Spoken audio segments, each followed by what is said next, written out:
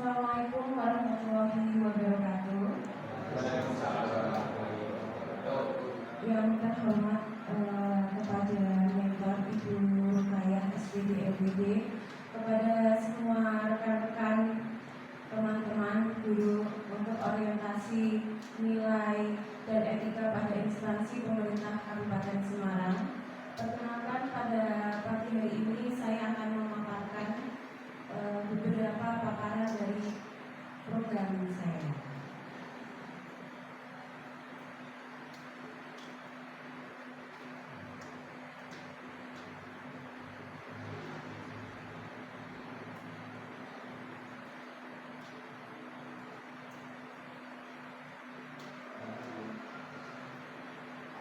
Perkenalkan, nama saya Eka Wijayanti. Unit kerja saya mengajar di SDM Susukan 01. Kebetulan saya mengajar kelas 3A karena di sekolah kami rombel A dan B. Untuk alamat saya bertempat tinggal di Jalan Pemuda 1, RT 6, RW 1, Hujan Lama, Ungaran Barat. Bapak Ibu bisa melihat di sini ada visi dan misi Kabupaten Semarang. Untuk visi Kabupaten Semarang bersatu, berdaulat, berkepribadian, sejahtera dan mandiri, atau yang seringkali kita dengar dengan istilah berdikan. Kemudian untuk misi Kabupaten Semarang, meningkatkan kualitas SDM unggul yang beriman dan bertakwa kepada Tuhan Yang Maha Esa, berkepribadian serta menguasai ilmu pengetahuan dan teknologi. Yang kedua, meningkatkan kemandirian perekonomian daerah yang berbasis pada industri, pertanian, dan pariwisata, atau dikenal dengan 6R, perdagangan, jasa, serta sektor lain yang berwawasan lingkungan.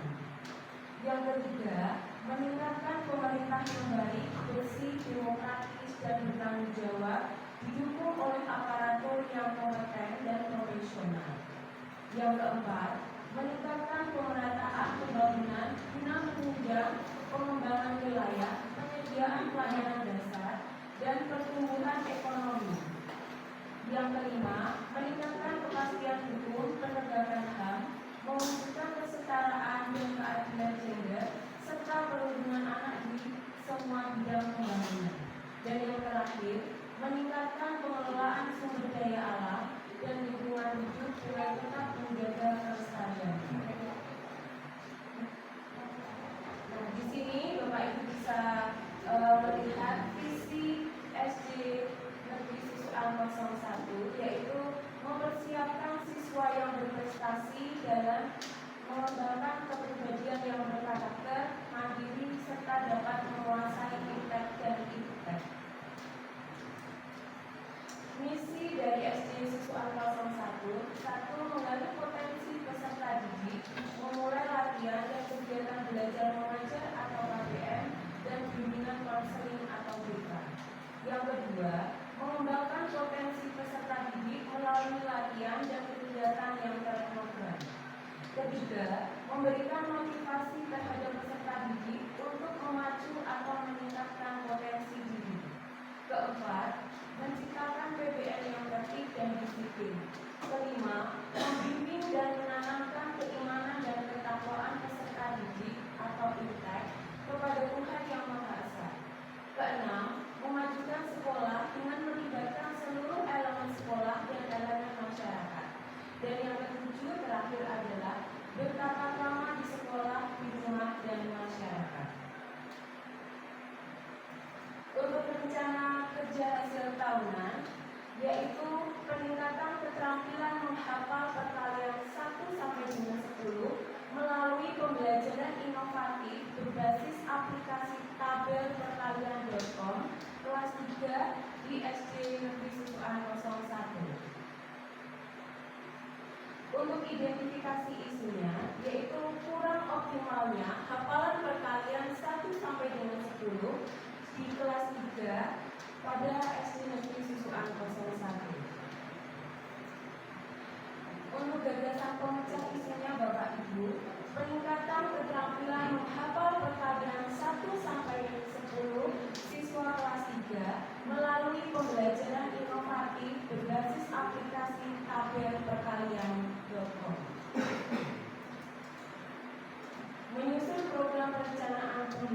pembelajaran. Di sini dalam menyusun media pembelajaran ada 3 tahapan. Yang pertama yaitu tahap kegiatan melakukan koordinasi dengan kepala sekolah. Yang kedua, mengidentifikasi tujuan pembelajaran. Ketiga, mengidentifikasi tujuan kegiatan. Keempat, menganalisa kebutuhan siswa berdasarkan kemampuan menghafal perkalian. Kelima, membuat perencanaan kegiatan pembelajaran. Keenam, menyiapkan alat dan media pembelajaran berupa aplikasi tabel perkalian.com. Dan terakhir adalah membuat jadwal kegiatan yang terstruktur. Untuk hasil kegiatannya, outputnya yaitu tersusunnya media pembelajaran berupa media aplikasi tabel perkalian.com. Untuk nilai-nilai berakhlak yang dapat diterapkan yaitu 1. Berorientasi pelayanan, yaitu memahami dan memenuhi kebutuhan peserta didik. Kedua, kompeten, yaitu bertukar pikiran dan berdiskusi dengan teman atau rekan guru. Ketiga, akuntabel, melaksanakan tugas dengan penuh rasa tanggung jawab, jujur, cermat, disiplin, dan berintegritas tinggi. Nah, Bapak Ibu, berikut ini adalah tampilan dari aplikasi tabel perkalian.com. Bapak Ibu bisa memperhatikan di sini tampilan ini sangat sederhana dan di pojok kanan di situ ada beberapa menu yang bisa kita pilih. Kita akan memilih menu atau jenis aplikasi ini dalam bentuk bagaimana. Di sini ada tes kecepatan menjawab, kemudian ada bentuk permainan, dan akan seluruh kegiatan ini dengan jujur dan bertanggung jawab. Untuk tindak lanjut kegiatan ini, Bapak Ibu, ada 2 yang bisa saya ambil.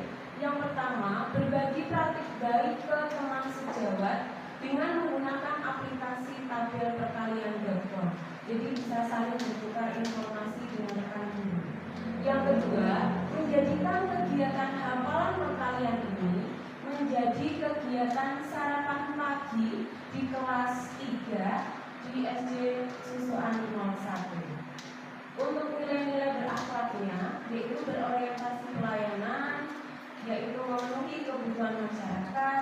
Yang kedua, akuntabel, melaksanakan tugas dengan penuh rasa tanggung jawab, jujur, cermat, disiplin, dan dengan penuh kualitas terbaik.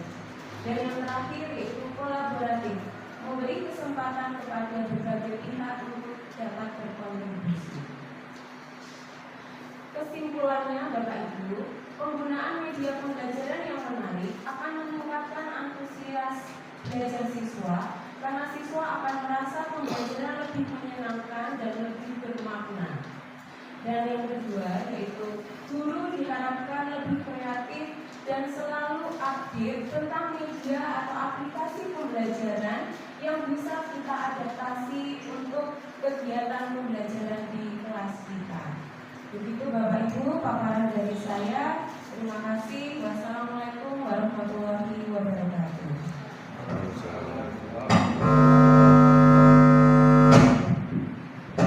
Ya, terima kasih Bapak Ibu untuk paparan Mbak Ika. Untuk selanjutnya saya persilakan dari Bapak Ibu peserta edukasi untuk bisa menanyakan hal-hal yang sekiranya belum dipahami oleh Bapak Ibu. Monggo silakan.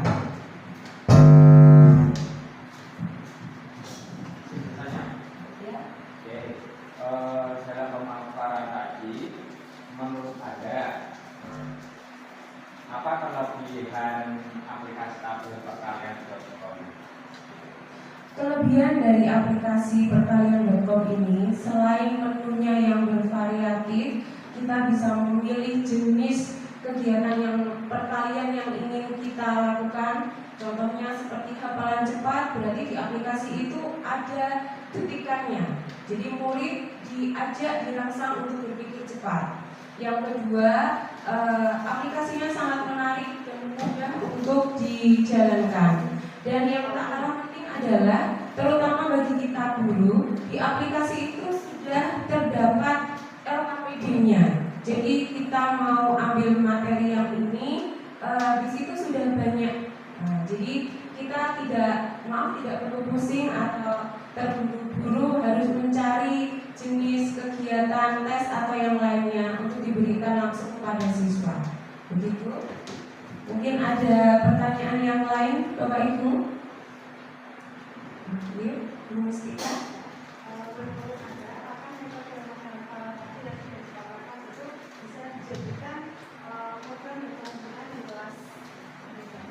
Ya, menurut saya dengan menggunakan aplikasi ini atau program ini bisa dijadikan program berkelanjutan di kelas saya, terutama kelas 3, yaitu saya jadikan program sarapan pagi.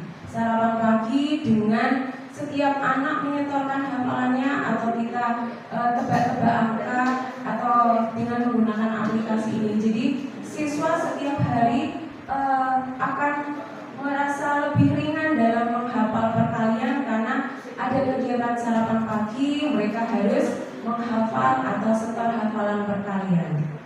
Begitu Ibu Mustika. Ada lagi pertanyaan dari Bapak Ibu mungkin? Sudah cukup? Terima kasih waktu yang diberikan kepada saya. Terima kasih kita. Yang saya tanyakan ini, tadi saya melihat itu untuk mengelompokkan siswa berdasarkan asesmen awal. Nah di sini tentu ada pengelompokan sesuai dengan tingkat kemampuan mereka dalam hafalan perkalian tadi ya. Kemudian bagaimana cara kerja aplikasinya ketika jenengan harus melayani 3 kelompok yang berbeda tingkat kemampuannya. Apakah ini anak-anak menggunakan tentu dengan aplikasinya dipaparkannya itu secara bergantian. Berarti dilakukan secara bergantian untuk tiap kelompok. Kemudian yang kedua di sarapan pagi. Di kegiatan sarapan pagi itu dari Mbak Ika menyampaikan di kegiatan sarapan pagi dilakukan dengan menggunakan aplikasi tadi. Bisa menggunakan aplikasi atau dengan kegiatan yang lain? Ya. Jam berapa itu dilakukan? Rencananya? Rencananya di awal belajar. Mungkin sebelum masuk itu anak-anak diajak untuk tebak-tebak angka tersebut. Mungkin sekitar 5 atau 10 menit. Ya, berarti ketika berdiri anak sebelum pelajaran dilakukan pembiasaan. Nah saran saya untuk pembiasaan agar tidak mengambil jam efektif dari jam pertama, maka sebaiknya kegiatan pembiasaan itu dilakukan 10 menit atau 5 menit 10 menit sebelum pelajaran dimulai, sebelum bel berbunyi, sebelum jam efektif anak-anak. Saran saya. Kemudian yang kedua, sama seperti yang lainnya, bahwa kesimpulan dari Mbak Ika ini sudah oke. Nah, untuk kesimpulan ini, kesimpulan tersebut dari paparan hasil itu tadi dimasukkan juga pada kesimpulan di laporan. Jadi laporan itu nyambung dengan kesimpulan secara keseluruhan dan kesimpulan dari kegiatan program yang dibuat oleh Mbak Ika. Itu saja, Bapak Ibu. Terima kasih. Mari kita berikan aplaus untuk Mbak Eka.